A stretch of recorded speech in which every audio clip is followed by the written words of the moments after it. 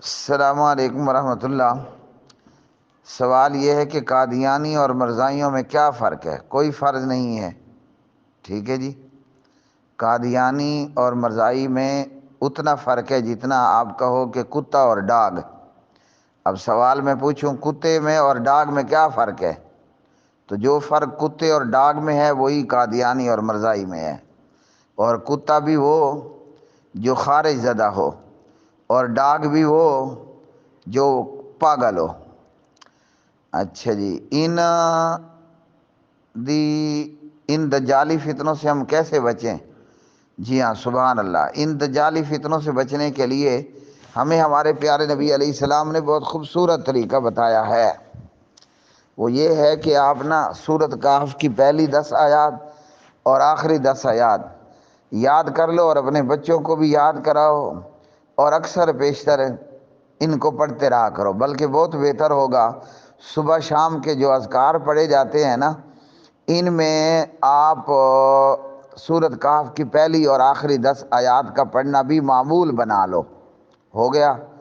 مزید یہ ہے کہ جمعے کے دن آپ سورۃ کہف پڑھنا یوں سمجھ لو کہ میں نے اپنے اوپر فرض کر لیا، پڑھنی ہی پڑھنی ہے۔ 2 باتیں ہو گئیں۔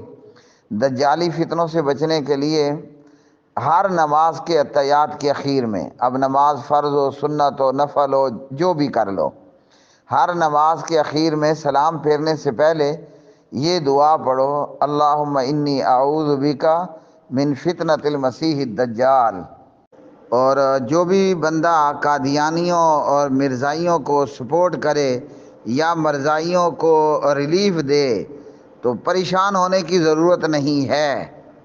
قرآن کریم نے بالکل صاف بتا رکھا ہے، واللہ یعصمک من الناس۔ اللہ تعالیٰ نے فرمایا میرے حبیب میں تجھے بچاؤں گا لوگوں سے۔ تو پیغمبر کی ذات کا دفاع ہو یا پیغمبر کے رتبے اور مقام اور منصب کا دفاع ہو، یہ اللہ تعالیٰ نے خود آپ ہی کرنا ہے۔ تو اللہ تعالیٰ کے لاتعداد لشکر ہیں، تو اپنے لشکروں میں سے اللہ سبحانہ و تعالیٰ کسی سے بھی کام لے گا، اور اپنے نبی کی ذات کا، اس کے پیغمبر کی ذات کا دشمن ہو یا پیغمبر کے منصب اور مقام کا دشمن ہو، اللہ تعالیٰ انشاءاللہ ہماری آنکھوں سامنے اسے عبرتناک انجام سے دوچار کرے گا۔